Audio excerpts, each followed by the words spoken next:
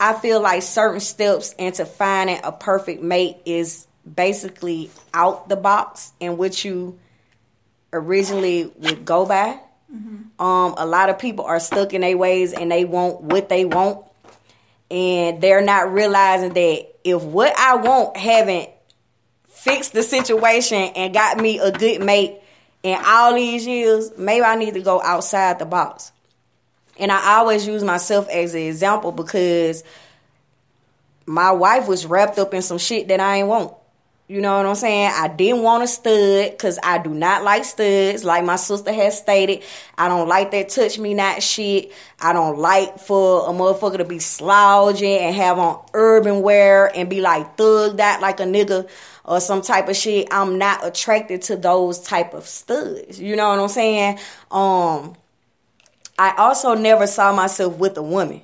Yeah. So I always said, you know, that's my hobby. You know, I play with them when it's time to play or whatever. Right. I can't see myself selling with a female. Right. But I found love opposite of what I wanted. Absolutely. So that's why I feel like a lot of people, they set standards for themselves and they be like, well, I'm not going to date nobody that work at fast food. I'm not going to date nobody that have kids. I'm not going to date a bisexual. I'm not going to date a stud. I'm not going to date a femme.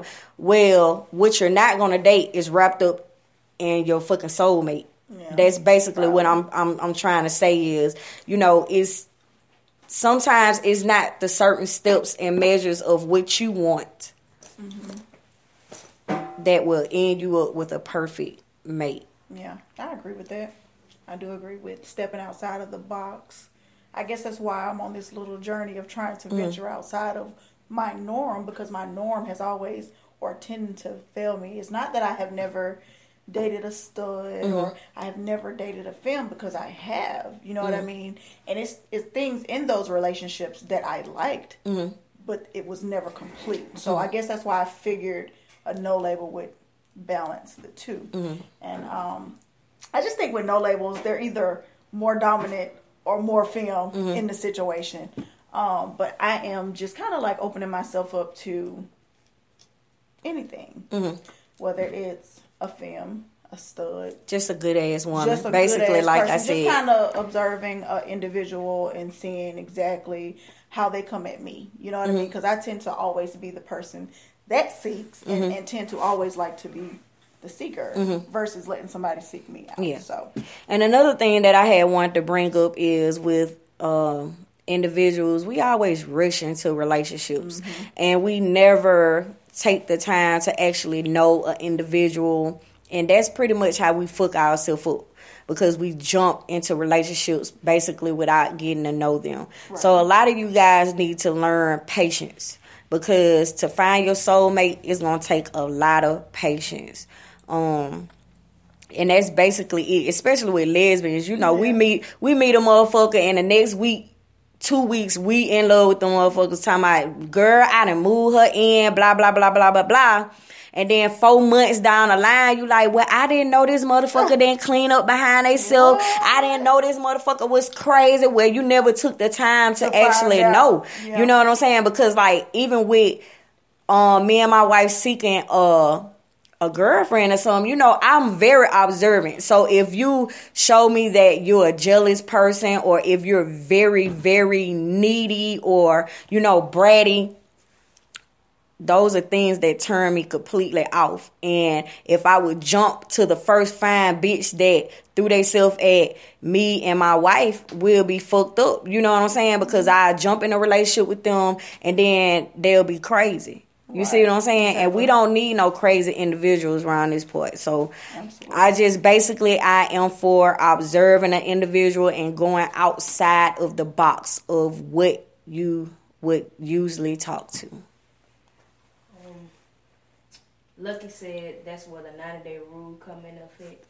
Sometimes it takes a little longer than 90 days too, though. Baby, yes. Because people put their best foot forward in the beginning. Yeah. So you need to let some time pass You need to not cook a meal one time and see what happened, or stop doing something that they're used to you doing and see how the fuck they gonna react to that shit. say That's that. when that true shit come out. Ooh. They used to coming home, got a hot meal, gas, water ran and shit. And then one day they come home to that, see how they react to that shit. And you telling the truth, sis. You serious. really telling the truth. Whew. But anyway, I want to hear about, y'all didn't know that my sis was the fashion police, so I want to hear what she got to say about these females. Like, what's wrong with their hair, sis? Well, okay, so I'm a natural head, and I'm not really knowledgeable about all this weave stuff, but I do like it. But I will say I know how to observe and know when something is incorrect. So I may not know correct terms and things like that, but I can describe what the hell I'm talking about. Okay. So y'all know I went to Pensacola this weekend for Memorial Day weekend. I saw a lot of shit that was just all wrong. So my first thing, because it's so popular right now, is the braids. Okay. I love the braids. twist of the braids. The braids. Okay. Like to the scalp things like that. Oh, the cornrows? Cornrows. Okay. Straight to the back. Okay, But they be yeah, cute yeah. design there. Okay, so it's cool, and I think that's really hot, and again, that's considered to me to be natural. However, like, when they get the 3 braids, only 3, for their whole head. Okay. For me, that's an issue. Okay. I don't know about y'all. I just feel like 3 braids really ain't enough for a style, per se. And then It need to like, at least be 4. And then they, like, stick off the head real high. You know what I'm talking about? It be looking like how they try. You know how you have to do a field to grow plants and stuff, and they make that big pile of dirt. Yeah. To do that. So that's what they look like. That's kind of what they look like. So that to me, that's a big no, ladies. So get you a cute little small. With I like the ones that got the little braids feeding down the center. I think that's sexy as hell. Yeah. The other thing is, everybody can't be natural. I know that seems so much of a fad, and I'm all for every woman being natural. However, we have to know what our natural curl pattern is, and we have to evaluate the texture of our hair. So now they've invented a way for you to do what's called a protective style. Okay. For example, like what you have. And it fits your face beautifully. Yeah. Not everybody. Okay. Sometimes y'all be looking like Mr. McDonald. You know what I'm talking about? Like you have to have a certain frame face to wear that big hair look or the short big hair. Yeah. Like everybody's not meant to do that, guys. Just because we see it on somebody, it looks great. Yeah.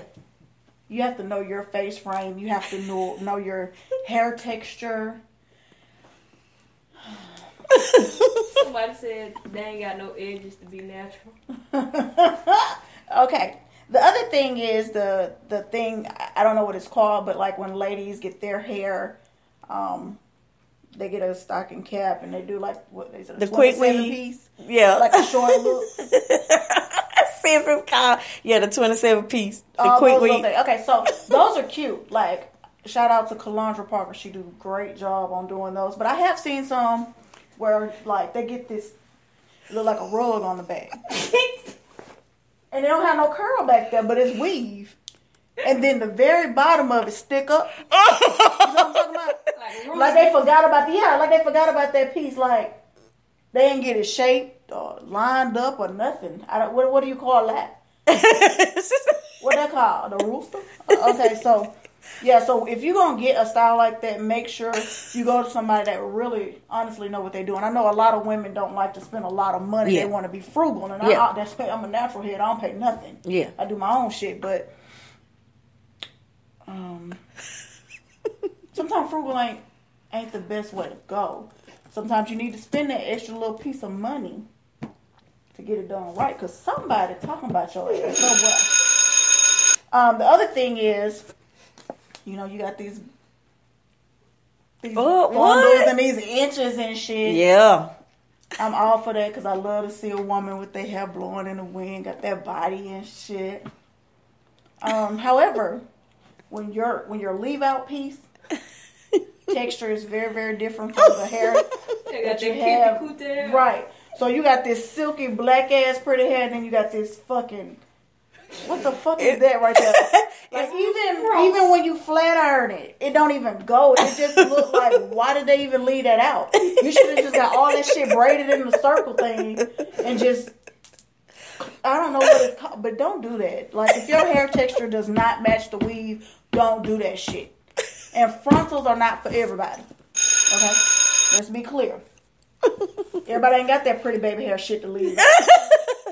Your shit got BDBs around the edges and the hair looking. What the fuck? Like, I mean, I know I don't wear weave, but I mean, come on, you look in the mirror, you be like, yeah. That coochie hair look good there. Yeah. Right? You're right. And then, ladies, when you wear weave and stuff, I do know that there are certain glues that you're supposed to use for these frontals and quick weaves and stuff like that. Don't go to the bitch that's using Gorilla Glue and fucking industrial ass glue, and you peel this shit off your face, and you got this whole light skin ass pink ass shit that they done fucked your face up with.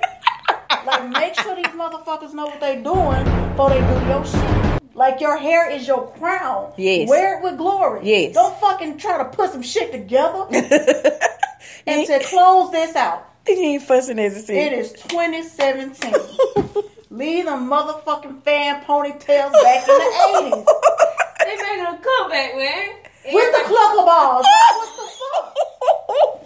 I'm just saying. You know what I'm saying? I'm all about expression, but it's a fine line between expression and fucking looking a fool. You knew you wore them fan ponytails Back in the 80s. Absolutely.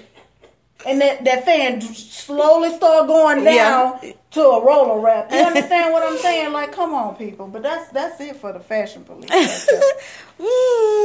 I hope you guys enjoyed the fashion police. Whew, she let y'all ass have it. I hope she wasn't talking about none of our people that was watching. I seen a lot of shit.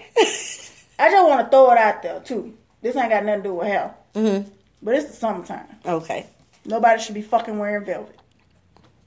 With long sleeves. I was gonna wear some velvet. No, what is that, velvet? This mug had on a long sleeve velvet dress in the club. What? I know she was hot. As hell. Hot. Velvet. What about some of these bodies that we seen at the beach? Y'all better stop. Well, since you know you talking about, your whole fashion police thing, let's talk about this celebrity drama. It's a lot of it. Man, look at here. I know everybody trying to figure out what the fuck is T.I. and Tiny doing. I didn't even watch the last episode. Like, I'm just saying, after 16 years of being together, T.I. finally has stated that he was young when they started talking. So I'm guessing that T.I. must be going through an early midlife crisis to where he want to go back in time and be a hoe or some shit. Because I'm saying after a certain age, like, it ain't no time for playing. You know what I'm saying? Now, don't get me wrong. If you're not happy with an individual, by all means, please go seek you some happiness. But it's a certain way you do this shit. You know what I'm saying? Mm-hmm. I'm totally against all that, cheating and, I gotta find out you with this bitch on social media. You got me looking stupid while I'm at home with the motherfucking kids. Nah. That's true. Nah. And then my thing is, when a motherfucker say, for a long period of time, I've been unhappy. Well, why the fuck you didn't try to cut that shit off in the beginning when you start feeling before she done had another baby? It's a little baby involved. You see what I'm saying? She done had a little girl. She done had a little girl. So my thing is, you knew before that baby was even mad that you was unhappy. You know what I'm saying? Mm-hmm. But women, I can say that I'm kind of upset with Tiny because she had signs. But us, we're always trying to hold on to the individuals that we're with because we love them so much and we have so much history and we don't want to break up because of the kids. But if you ask God to show you signs and you ignoring the signs, you can't be mad at nobody but your motherfucking self. Because from what I'm hearing from the media, T.I. been showing that ass that he didn't want to be with her no more. You know what I'm saying? So that's why I'm like, why? And then, I get the questioning and I'm like, Is it because she started fucking up her body and shit? You know what I'm saying? Because Tana is what. She was a beautiful individual. You know what I'm saying? So when you started doing stuff to like your eyes, your lips, and stuff like that, like, was that a turn off? You know what I'm saying? Like, did that turn